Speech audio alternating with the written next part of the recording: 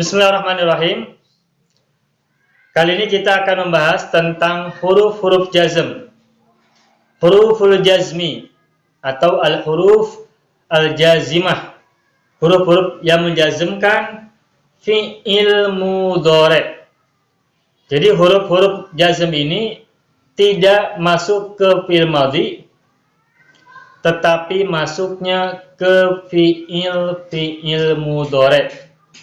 Jadi kalau misalnya ada ungkapan huruf jazm, itu maksudnya adalah huruf jazm yang masuk ke fi'il mudhari', bukan fi'il madhi, juga bukan fi'il amar, dan juga bukan fi'il nahi. Tetapi huruf-huruf jazm adalah huruf-huruf yang masuk ke fi'il mudhari'. Itu ya. Nah, apa saja huruf-huruf jazm atau apa saja huruf al-jazimah atau apa saja huruf jazmi? Huruf-huruf jazm itu ada beberapa. Kita akan sebutkan satu persatu dan sekaligus bahas makna serta penggunaannya. Bisa lihat ke papan tulis ya. Pertama huruf li. Ini li di sini harokatnya memang dibacanya li kalau sendirian. Tetapi kalau sebelumnya ada huruf, maka li ini harokatnya sukun. Misalnya ada wawu, maka menjadi bacanya wal. Ada fa, bacanya menjadi fal. Penamaannya li ini adalah lamul amri, lam untuk menyatakan perintah. Kalau misalnya ada fi'il mudhari', contohnya kata yajlisu, diawali oleh li atau lamul amri, maka fi'il mudhari' itu menjadi jazm dan cirinya menjadi sukun. Yajlisu ada li menjadi liyajlis. Kalau sebelum li-nya ada wawu misalnya, maka wal yajlis. Kalau sebelumnya ada fa, maka fal yajlis. Nah, fi'il mudhari' yang diawali oleh huruf lamul amri atau lam amar, maka maknanya menjadi perintah. Contoh misalkan kalimat yajlisu Muhammadun, artinya adalah Muhammad duduk. Tetapi ketika diawali oleh li, maka maknanya liyajlis Muhammadun, artinya adalah hendaknya Muhammad duduk. Itu adalah perintah kepada Muhammad agar dia duduk. Ini kalimat yajlisu Muhammadun. Yajlisu Muhammadun. Ketika diawali li, maka menjadi liyajlis Muhammadun. Yajlisnya menjadi sukun, liyajlis, terus maknanya bermakna perintah. Yang tadi awalnya maknanya Muhammad duduk atau sedang duduk, ketika diawali oleh lamul amri, maka maknanya menjadi hendaknya Muhammad duduk. Itu yang pertama. Huruf jazm yang kedua adalah la. Tapi la itu kan ada dua macam. Ada la nafi yang bermakna tidak. Ada juga la an-nahiyah. Nah, la yang menjazmkan fi'il mudhari' itu adalah la yang bermakna atau berfungsi an-nahiyah. Jadi bukan la an-nafiyah, tapi la an-nahiyah. La yang bermakna larangan. Setiap fi'il mudhari', baik domirnya anta, huwa, ana, nahnu, atau domir yang lain, ketika diawali oleh la an-nahiyah, maka kedudukannya menjadi majzum dan maknanya pun menjadi larangan. Sebagai contoh misalnya, kembali ke yang atas lagi, yajlisu Muhammadun misalnya. Nah, ketika diawali oleh la an-nahiyah maka menjadi la yajlis Muhammadun. Kalau yang awal arti asalnya adalah yajlisu Muhammadun, Muhammad sedang duduk, tapi ketika diawali oleh la an-nahiyah, pertama lihat harokatnya yajlisu menjadi yajlis. Jadi la yajlis Muhammadun. Dan maknanya menjadi Muhammad hendaknya jangan duduk. Jadi larangan. Hendaknya Muhammad jangan duduk. Kenapa dimakna jangan? Karena la-nya la an-nahiyah. La yang bermakna larangan. Nah, apa bedanya dengan la pada fi'il nahi? Kalau la pada fi'il nahi, domirnya, fi'il nahinya itu adalah domir mukhatab. Anta, anti, antuma, antuma, antum, dan antunna. Tapi kalau la an-nahiyah di sini, itu bisa masuk ke fi'il mudhari untuk semua domir. Pokoknya larangan. Memang fi'il nahi juga, la-nya itu la nahi. Makanya disebut dengan fi'il nahi. Tetapi berbeda dengan fi'il mudhari, la nahi untuk fi'il nahi itu domirnya hanya 6. Anta, antuma, antum, anti, antuma, antunna.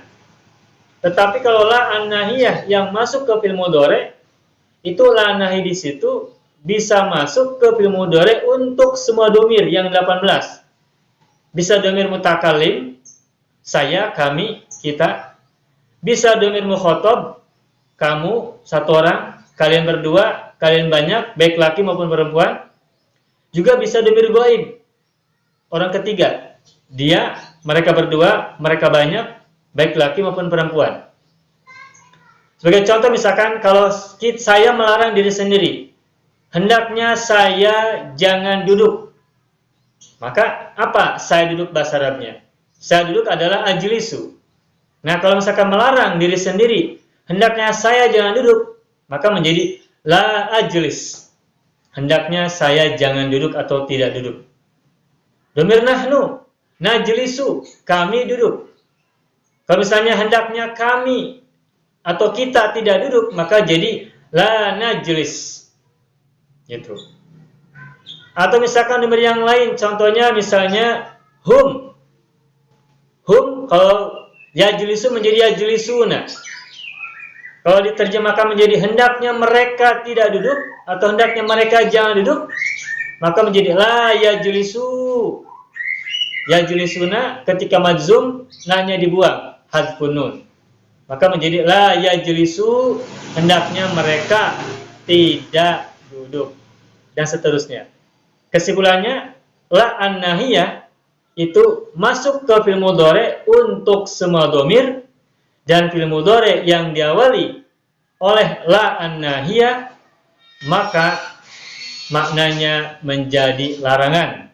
Yang diterjemahkannya boleh dengan janganlah atau dengan hendaknya tidak. Janganlah duduk atau hendaknya tidak duduk. Itu contohnya. Itu huruf jazm yang kedua. Huruf jazm yang ketiga adalah lam. Huruf jazm lam ini sangat populer. Kalau contohnya misalkan kalimat, kalau kalimat yang tadi ya, yajlisu Muhammadun misalnya, yajlisu Muhammadun. Ketika diawali oleh lam, maka menjadi lam yajlis, ini jadi sukun. Lam yajlis. Asalnya yajlisu Muhammadun, jawalan lam harful jazmi, maka menjadi lam yajlis Muhammadun. Artinya apa lam yajlis Muhammadun? Artinya menjadi Muhammad tidak duduk. Gitu. Oke. Itu huruf jazm yang ketiga. Jadi yang pertama adalah li, lamul amri. Yang kedua adalah la an-nahiyah, la yang bermakna larangan. Yang ketiga adalah lam. Lam ini bermakna nafi juga. Kita lanjutkan. Huruf jazm yang berikutnya tadi sudah lam amr, lalu la an-nahiyah dan lam. Nah, sekarang yang keempat adalah lamma. Nah, lamma ini artinya biasanya diterjemahkan dengan tidak atau belum. Di Al-Quran kita temukan misalkan kalimat walamma yadkhulil imanu fi qulubikum. Lamma yadkhulil. Yadkhul asalnya bacanya ya al-imanu fi qulubikum.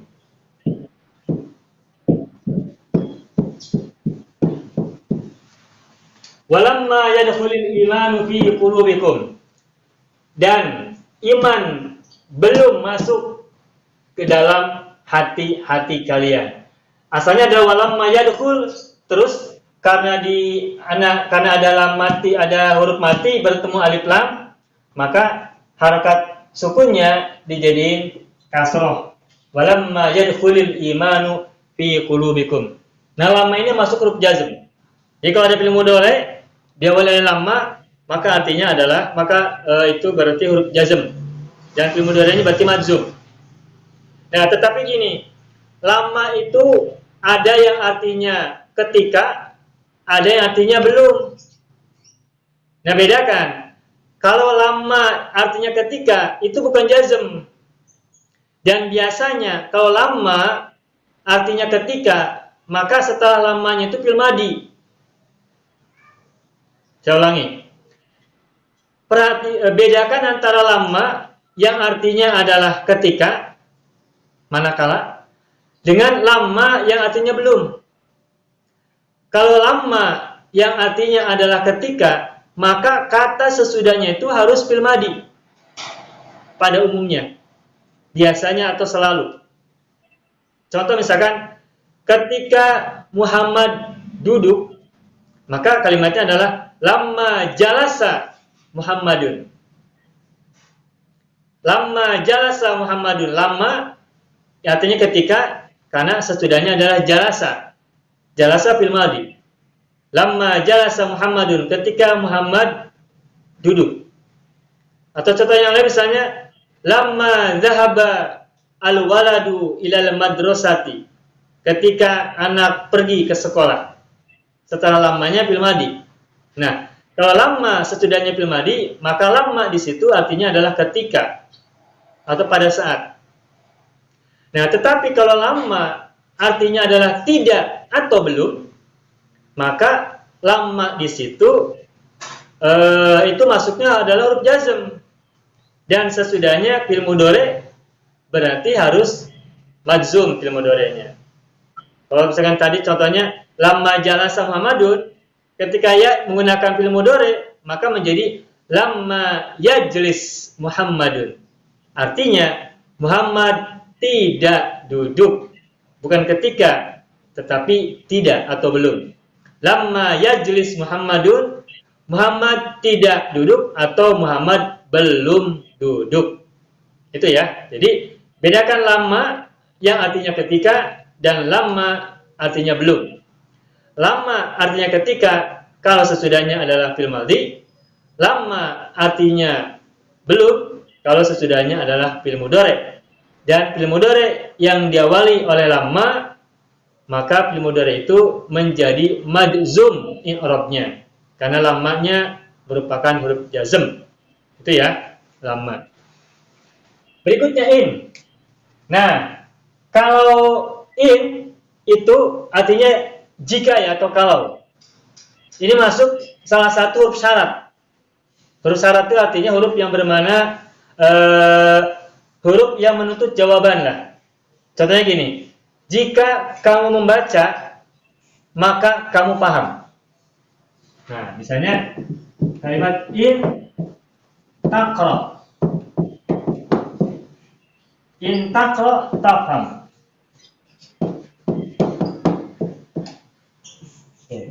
Ini huruf syarat.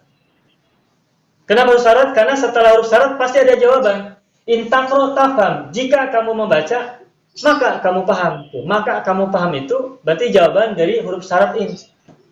Nah, in itu masuk huruf jazm yang menjazmkan fi'il mudhari sesudahnya, tetapi syaratnya in menjadi huruf jazm itu syaratnya adalah sesudahnya harus ada dua fi'il mudhari'. Yang pertama fi'il mudhari'nya adalah fi'il mudhari' dalam kalimat syarat, kalimat dalam kalimat kalau. Yang kedua fi'il mudhari'nya itu merupakan jawaban dari fi'il mudhari' yang pertama. Contohnya ini, in taqra tafham. Jika kamu membaca, maka kamu akan paham, atau niscaya kamu akan paham. Contoh yang lain, in tata'allam tanjah. Jika kamu belajar, niscaya kamu akan sukses atau akan berhasil. Nah, sehingga in itu masuk sebagai huruf jazm, dia tetapi menjazmkan dua fi'il mudhari' sekaligus. Fi'il mudhari' yang pertama ada pada kalimat syarat, fi'il mudhari' yang kedua ada pada kalimat jawab. Contohnya in taqra tafham, in tata'allam tanjah. Contoh yang lain banyak, silakan dibuat. Misalkan in ta'kul tashba. Jika kamu makan, maka kamu akan kenyang. In tashrab tarwa. Jika kamu minum, kamu akan kembung. Dan contoh-contoh yang lain. Itu in. Yang berikutnya, idma. Idma artinya jika tidak, ma-nya bermakna nafi. Jika tidak. Ini pun sama. Setelah idmanya fi'il mudhari' dan fi'il mudhari'nya harus dua. Tidak bisa tunggal, tidak bisa satu. Misalkan idma taqra. Taqra tajhal. Idma taqra, jika engkau tidak membaca, kamu akan bodoh. Nah, sama seperti in juga, setelah idma itu fi'il mudhari'nya harus dua. Fi'il mudhari' yang pertama ada dalam kalimat syarat, jika engkau tidak membaca, dan fi'il mudhari' yang kedua ada dalam kalimat jawab, maka kamu akan bodoh. Atau contohnya lain, misalnya idma tata'allam fi sigorika tandam fi hayatika. Jika engkau tidak belajar pada saat kecilmu, niscaya kamu akan menyesal dalam kehidupanmu. Tuh, itu kan ada kalimat syarat. Idma tata'allam fi sigorika tandam fi hayatika, itu ada kalimat syarat, ada kalimat jawab. Jelas ya? Idma. Oke, berikutnya huruf jazm yang ketujuh adalah ma. Nah, ma juga sama. Ma seperti hanya in dan idma juga menjazmkan dua fi'il mudhari'. Berikutnya. Contoh di situ di Al-Qur'an kita temukan misalnya manansakh.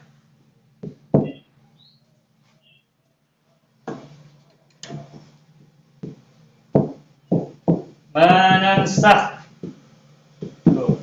Ma nansakh. Nansakh ini fi'il mudhari'. Ini sukun berarti jazm, majzum. Min ayatin. Au nunsiha. Au nunsiha. Au ini huruf ataf, matufnya kepada nansakh. Tu nunsi, asalnya nunsi, ada ya mati, ada ya huruf ilat di dalam fi'ilnya, tetapi karena majzum, maka hadfu harfil illah, dibuang huruf ilatnya. Ma nansakh min ayatin aw nunsiha. Nah, jawabannya adalah na'ti. Na'ti. Tuh, ini jawabannya. Fi'il mudhari' dalam jawaban. Na'ti asalnya adalah na'ti. Asalnya gini. Na'ti asalnya ya. Ada ya-nya dalam fi'ilnya. Tetapi karena dia menjadi jawaban bagi kalimat ma nansakh min ayatin aw nunsiha, maka na'ti ini fi'il mudhari'nya menjadi majzum. Sehingga ya-nya dibuang. Huruf ilat ya-nya dibuang. Hadfu harfil illah. Kalau fi'il mudhari' lam fi'ilnya terbuat dari huruf ilat, maka ketika dijazmkan huruf ilatnya dibuang tandanya. Na'ti bi khairin minha. Na'ti bi khairin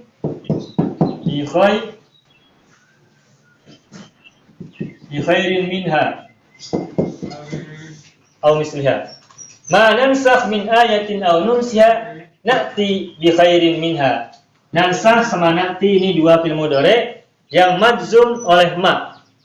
Dan ma-nya ini berarti masuk ke kelompok huruf jazm yang menjazmkan dua fi'il mudhari. Yajzimu fi'laini mudhari'aini, menjazmkan dua fi'il mudhari. Oke ya, ini contoh untuk ma sebagai huruf jazm. Yang terakhir adalah man. Sama seperti in, idma dan ma, man juga menjazmkan dua fi'il mudhari sesudahnya. Kalau man sesudahnya fi'il mudhari, tetapi mudhari'nya cuma satu, maka man-nya bukan huruf jazm. In, idma, ma, man itu berfungsi sebagai huruf jazm ketika mereka berempat menjazmkan dua fi'il mudhari. Sesudahnya harus ada dua fi'il mudhari. Yang pertama ada dalam kalimat syarat, dan kedua ada dalam kalimat jawab. Kalau setelah in, idma, ma, dan man ini fi'il mudhari'nya cuma satu, berarti tidak menjazmkan. Sehingga fi'il mudhari yang datang setelah in, idma, ma, dan man itu kalau cuma satu mudhari'nya, maka dibacanya tetap rofa, tidak majzum. Kenapa demikian? Karena in, idma, ma, dan man merupakan huruf jazm yang menjazmkan dua fi'il mudhari sekaligus. Al-huruf al-jazimah allati tajzimu fi'laini mudhari'aini. Huruf-huruf jazm yang menjazmkan dua fi'il mudhari langsung yang ada dalam kalimat syarat dan ada dalam kalimat jawab. Maka contoh kalimat man di sini pun adalah contohnya, misalnya banyak ya, bisa dibuat sendiri nih. Yang populer misalkan kalimat dalam mahfuzat man yazra yahsud. Tuh. Barang siapa menanam, pasti dia memanen. Yazra'u sama yahsudu. Karena ada man, maka man yazra'. Akhirnya sukun, lampilnya. Karena majzum oleh man. Yahsud asalnya yahsudu. Karena yahsud ini adalah jawaban dari man yazra', maka menjadi majzum. Jadi jazmnya adalah sukun. Contoh yang lain, yang juga populer. Man yata'alam. Barang siapa belajar, niscaya apa? Berhasil. Man yata'alam yanjah. Tuh. Yata'alam fi'il mudhari yang pertama, majzum oleh man. Yanjah fi'il mudhari yang kedua, jawaban majzum juga oleh man juga. Man yata'alam yanjah. Contoh yang lain misalnya, man yaqra yafham. Barang siapa membaca, niscaya akan paham. Itu juga contoh yang lain. Jadi kesimpulannya banyaklah. Nah, itulah huruf-huruf jazm yang menjazmkan fi'il mudhari sesudahnya. Sebagian ada huruf jazm yang menjazmkan satu fi'il mudhari, dan sebagian yang lain ada huruf jazm yang menjazmkan dua fi'il mudhari sekaligus. Yang menjazmkan dua fi'il mudhari sekaligus adalah in, idma, ma, dan man. Sedangkan lamul amr, la an-nahiyah, dan lamma itu menjazmkan hanya satu fi'il mudhari saja. Demikian, semoga bermanfaat.